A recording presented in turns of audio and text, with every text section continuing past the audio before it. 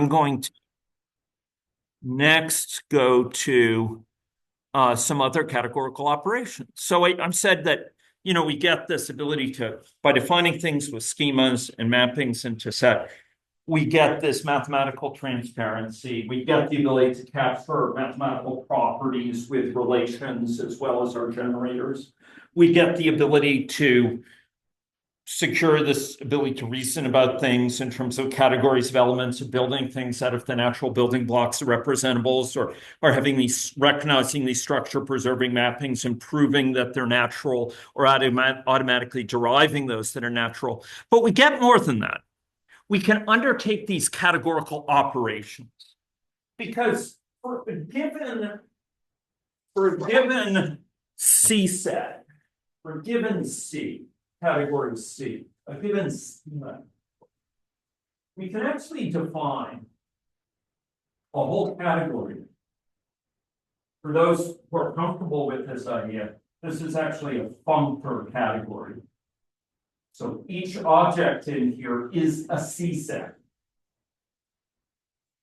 So if this is the schema here, the schema for directed multigraphs, each object here would be graph. Each morphism here, so it is a functor, but it's also could be thought of as this case for this schema as graph. Each morphism here could be thought of as a homomorphism between those structures. It's also a natural transformation between them. And is there anything working on that? In some cases, it could be if it's monic, if it's guaranteed to be a monic. So the arrows are natural transformations. They're natural transformations, but they're also like these are graphs. Those those I wanted to say was are any not natural transformations. No. Okay. These are structure preserving mappings between these objects. And we can compose these arrows. This is a homomorphism from this graph to this one, for example, here, and this graph to this one. And we can compose them, and there's identity ones that aren't shown here, et cetera, and they're associative. But more than that, this is actually a topos. And without going into that detail, what that means is that it's tremendous number of properties that are kind of set-like in the sense that we can take products of objects and get another object that's their product. We can take coproducts, we can take pullbacks, we can take pushouts, we can, in fact, compute internal comps, meaning there's objects that represent the arrows going from any one object to another object. There's a notion of a sub-object classifier, a notion of truth and falsehood that can be evaluated. So you get all these advantages. Any of these functor categories can see that any of these Cochrane sheets forms a topos, and therefore we have all these nice categorical properties. And I'm going to just give you a glimpse of several of them, attending to the limited time affording us. So I've opened up this. Oh, no. I don't want to do to debug. Not that one. Sorry. What I want is products, coproducts, graphs. So 9 underbar. I started on another one, but I didn't get time to work through some kink. Okay. So here's our graph schema. Nothing about this is privileged to graph. It just gives us some nice visualizations. Here, I had mentioned to Arthur that you can be explicit about what category I'm working in. Here I'm saying I want to work in a C-set category. I'm going to take a terminal object. For those familiar with who have seen this part of categories here before, we're going to be talking about universal constructions, which are about finding, in this case, particular structures or objects, in this case, that have certain universal properties for that category. In this case, it's a terminal object, meaning every other object in that category, every other object in our category graphs, for example, here, has a map into this, has a homomorphism into this. We can ask for the terminal object in this category, and we will get a graph that's the terminal graph. What graph is it? Well, it has one vertex and one edge, and that edge has as its source the vertex and the target. Guess what? That's a vertex because there ain't any other such vertex, right? This is the terminal graph in the category of graphs. This function. Each object there again is a C set from this particular C for graphs. But you can do this for any C set. I can ask for what's its initial object in this category.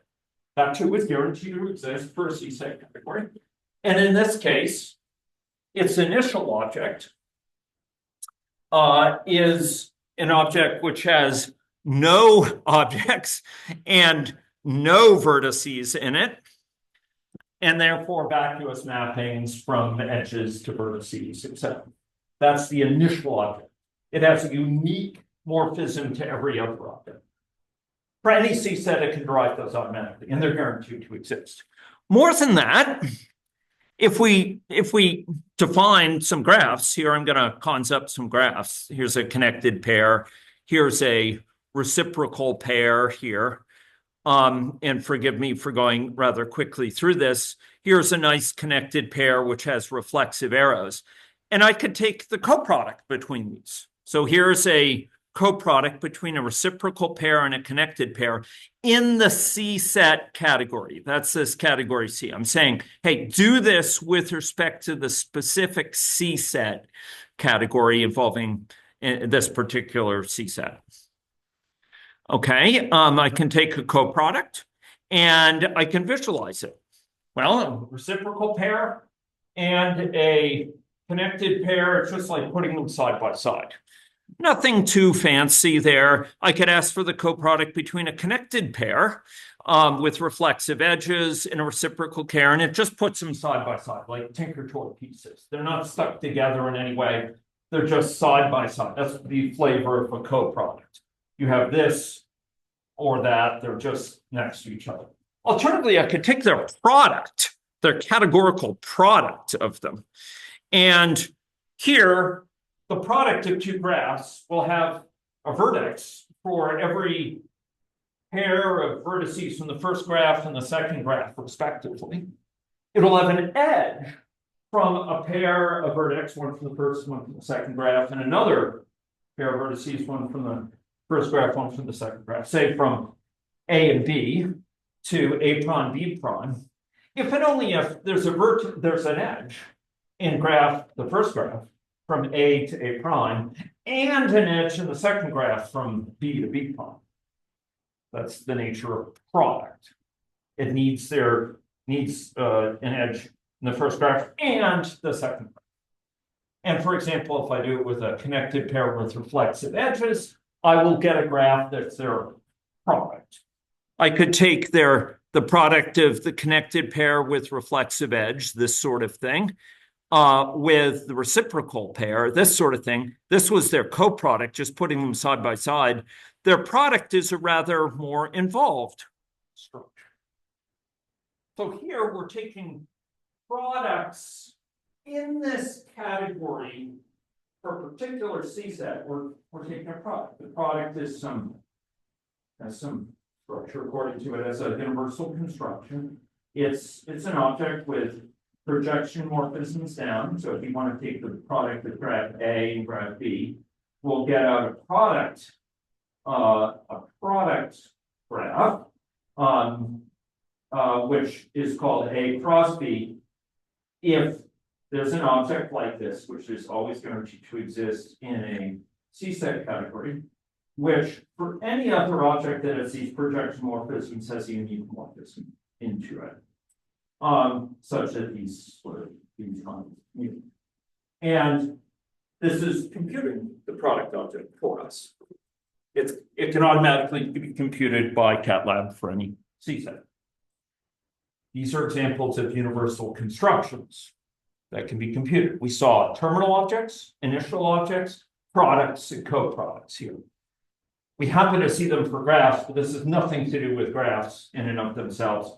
You can do this for any C set you wish to define, including those with relations associated with them, where you have a guarantee that the involution composed with the involution is identity, for example, for symmetric graphs. I'm going to, any questions about this before I go into pushouts and pullbacks, which are more interesting, yeah, and which get to some of the study about co-limit. Any question about this? People want to ask? I want to emphasize this is one of the big affordances by using C sets as our natural abstraction for describing structures. Because initial and terminal become maps or something within that. That's correct. That's correct. So a terminal object is an object in this piece of code for any C, but a fixed state, right? This whole category is for a fixed C, which has a unique morphism from any other object. And for example, a graph with a single edge and single vertex as that terminal object, but it can figure this out for any C set. The specifics of what it looks like for different C are rather different, but it always exists and it can always figure it out, including honoring these relations. Okay.